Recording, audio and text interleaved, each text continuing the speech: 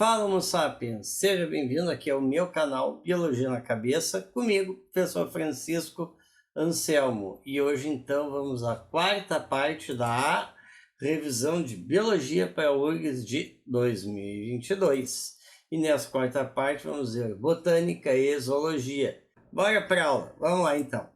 Então, vamos começar pela famosa Botânica, que a URGS sempre tem uma média maior de questões, junto com outras que eu já falei na aula de prognósticos do que realmente vai cair na prova. Se não está aqui no card, está lá na descrição, certo? Mas vamos lá. Bom, então aqui, ó, sistemática vegetal, tá? Então aqui, ó, algas, incluindo o grupo Procária, chamado antigamente por Monera, com protistas e alguns vegetais. Protistas são os protozoários, ok? Briófitas, tá? Musgos, antóceros e hepáticas. Pteridófitas, samambaias e xaxim. Gimnospermas, primeiro sequoias araucárias. E angiospermas, obviamente os grupos das mono e dicotiledôneas. Mas vamos lá que depois a gente vai ver um a um. Então, a sistemática, nós temos algas e briófitas, que são avasculares, ou seja, traqueófitas não tem vasos condutores, enquanto esses demais são vasculares, ou seja, existe sim tecido condutor de seiva elaborada, seiva bruta e essas coisitas. Então, algas e briófitas, eles não têm tecidos propriamente ditos, por isso que não são cormófitas, são uma estrutura única, como se fosse um talo, com um único tipo de célula. Enquanto que esse demais grupo aqui são os cormófitas, ou seja, tem tecidos diferenciados, as raízes, as folhas, os frutos, as flores, várias estruturas com seus tipos de células e tecidos distintos. Criptógamas é um termo bem antiguinho, não é? Quer dizer que a estrutura reprodutiva não é evidente. Cripto quer dizer escondido, certo? E fanerógamas quer dizer que tem uma estrutura para cá, uma estrutura reprodutora evidente. Espermatófitas porque produz sementes, tá? Esses aqui são asinfonógama, ou seja, que não tem grão de pólen, e sifonógamas, essas aqui que tem grão de pólen, tá? E aqui então quer dizer que o período gametófito é maior que o período esporofítico, e aqui o esporofítico, o período é bem maior do que o gametófito. Então esses grupos. Sementes nuas, porque não desenvolve frutos, tá? E fruto, porque tem fruto, desenvolve fruto. Isso aí que a gente vai dar uma olhadinha aqui. Bom, vamos ao primeiro grupo das briófitas e pteridófitas. Então, são plantas de transição entre ambiente aquático e terrestre, são vegetais ditos inferiores, umbrófilos, porque precisa de sombra, criptógamos, como eu falei, avasculares, sem vasos, de pequeno porte, certo? São bem pequenos, mas bem pequeno mesmo. Não é microscópio, é pequeno mesmo, tá? Não cormófitos. Apresentam, então, as únicas três estruturas: rizoide, cauloide, filoide, certo? E por isso que são não cormófitos, é uma única célula que forma, um único tipo de célula que forma tudo isso. Principais representantes, então, musgos, antóceros e hepáticas. E então, período gametofítico, o N, haploide, ele dura mais do que o esporofítico, o esporófito, que é a fase diploide. Então, a fase gametofítica é representada, então, por uma estrutura chamada protonema, e a fecundação depende de água das briófitas, tal qual as pteridófitas. Também, mas pteridófitas, lá desses grupos de vegetais, são os primeiros vasculares que existem, denominados traqueófitas, ou seja, tem um tecido condutor, só que não produz sementes, não são espermatófitos. Aqui tá vegetais inferiores, criptógamos, que a gente falou, cormófitos, então eles vão ter uma raiz, uma folha, folhas e um caule verdadeiro, com estrutura celular, tecido celular, que vai distinguir essas estruturas.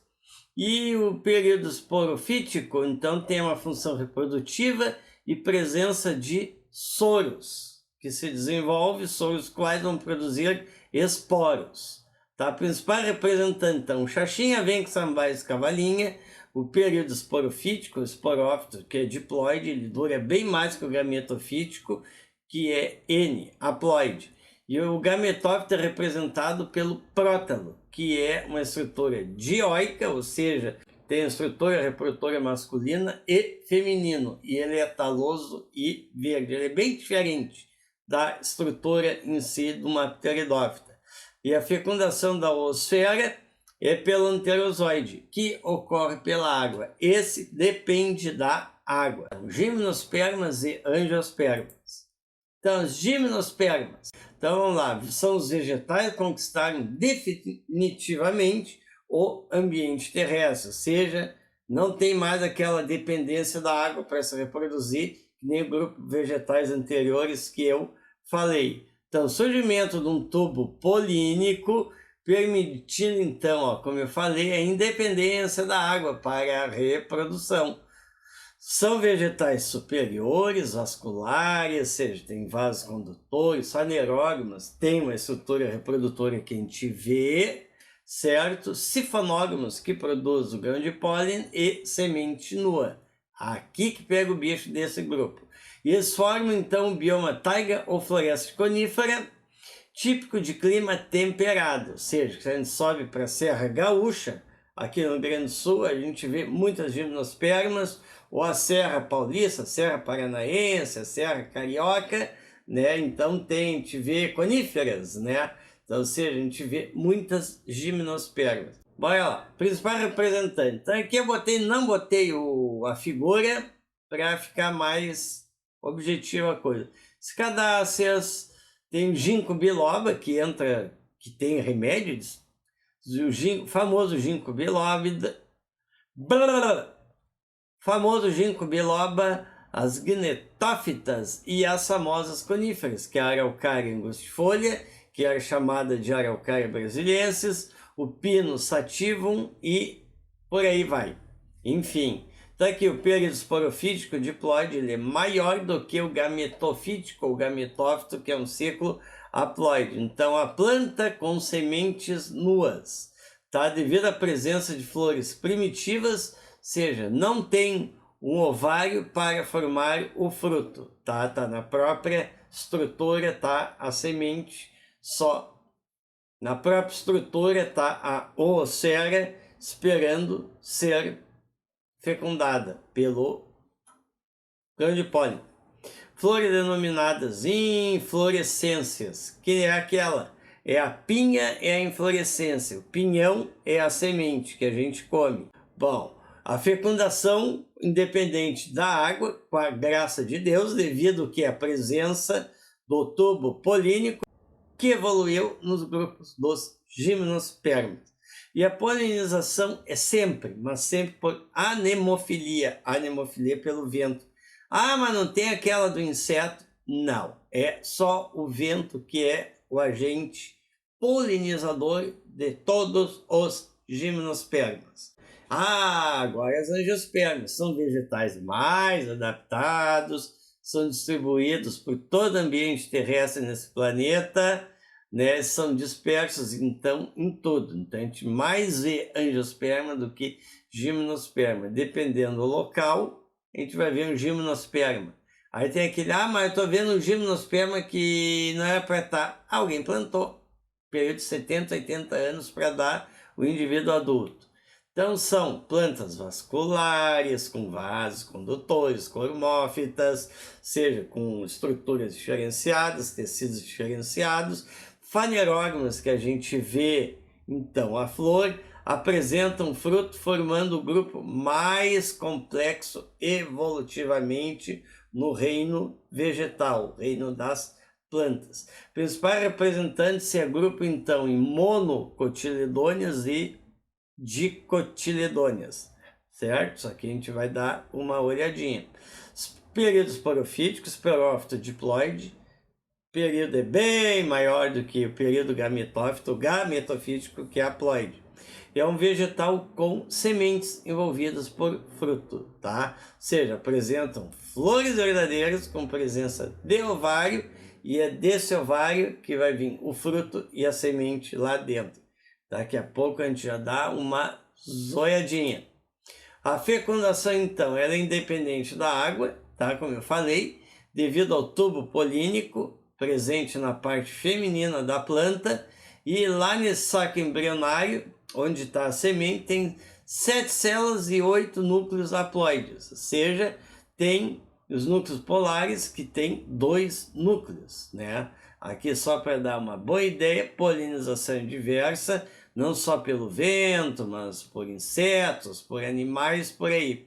E isso aqui, ó, presta bem atenção, a fecundação é dupla, porque o seu grande pólen, quando ele está indo para o ovário, ele tem 2 tipos de núcleos, tá? Ele tem 2 núcleos, tá? Então o núcleo espermático haploide fecunda a oosfera, que é haploide, forma embrião diploide. Presta bem atenção. Aí tem o outro segundo núcleo tem o segundo núcleo espermático, que é haploide.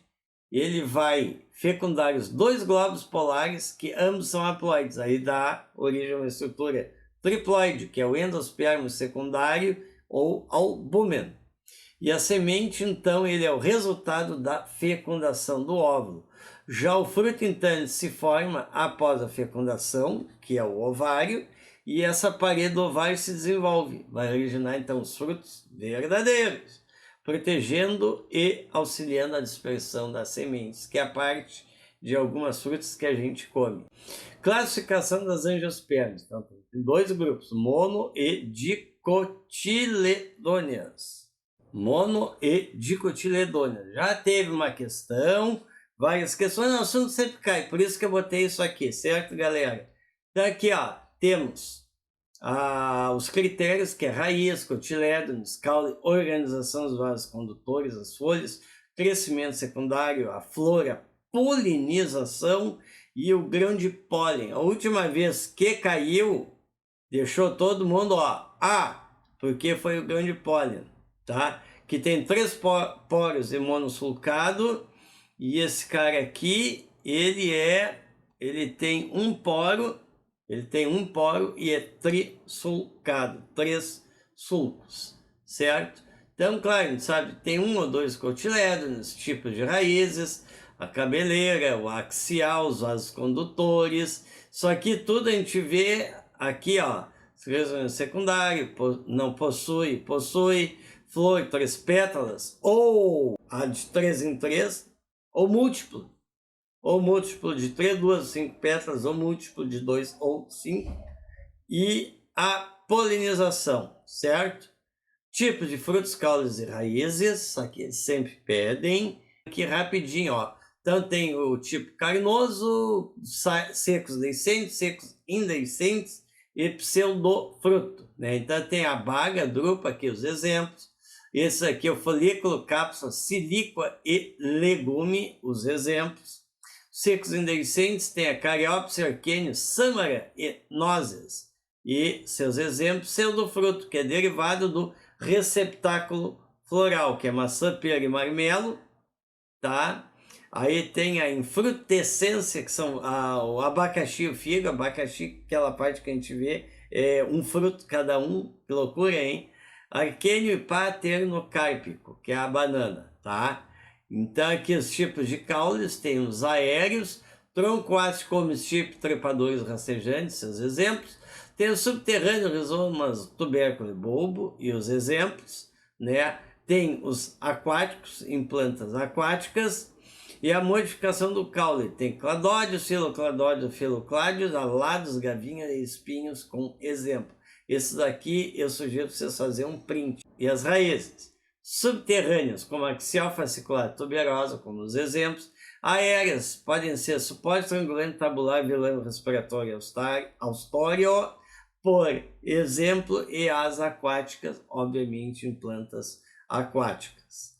Bom, vamos logo para zoologia. Tá aqui os grupos que eu vou falar aqui. Tá aqui ó, as esponjas, né? Características gerais, são as células aquela cnidócitos, amebócitos e coanócitos, são animais filtradores. E o habitat são aquáticos e marinhos.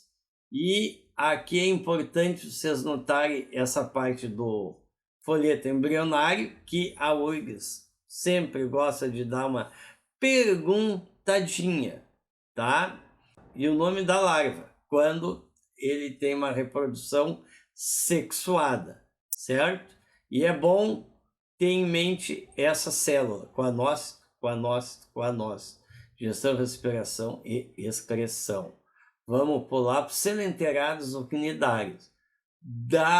Presta bem atenção em relação a folhetos embrionários e celomas, certo? Características exclusivas, a presença de quinidoblasto, que tem aquela estrutura urticante que queima, sensação de queimação em nós seres humanos, e que tem forma de pólipos ou medusa, certo?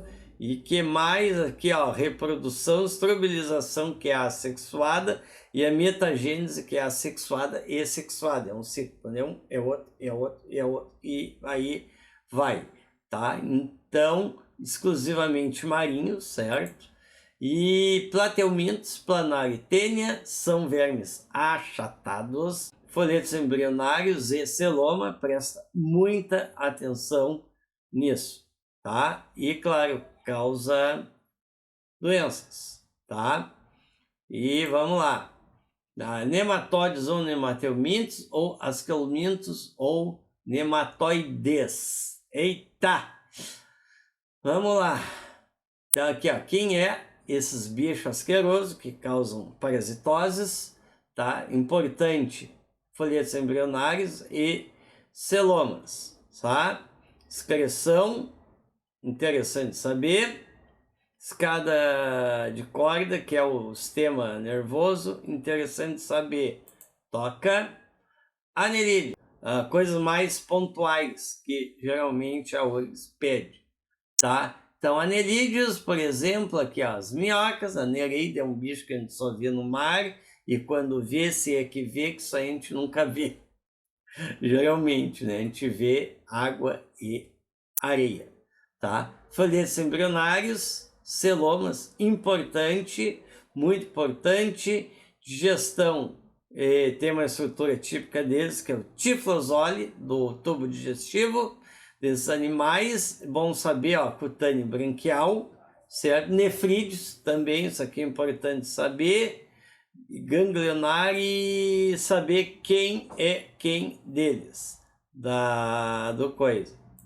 Bom, moluscos, tá? Tudo isso que a gente conhece, bom saber. Características exclusivas dos moluscos, folhetos embrionários, celoma, certo? Fiz bem grande aqui, ó, vocês estão vendo. Quem quiser fazer parar o vídeo ali ou então fazer um print, tá? Então aqui a digestão, rádula, que é aquela linguinha lá dos moluscos, certo? Dos gastrópodes, tá? Respiração, nefrídeos, excreção.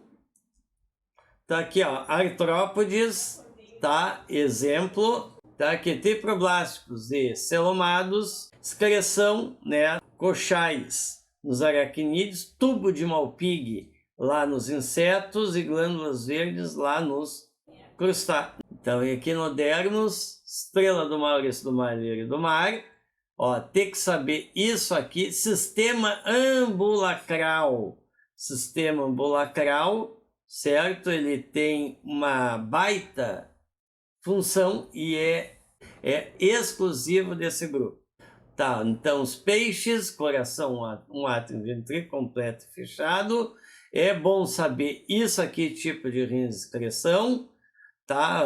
A respiração, que a gente sabe, a presença linha lateral, tá? Os anfíbios, temos que saber isso aqui, ó, é muito importante, e esse outro cara aqui, ó, muito importante, tipo de rins e excreção.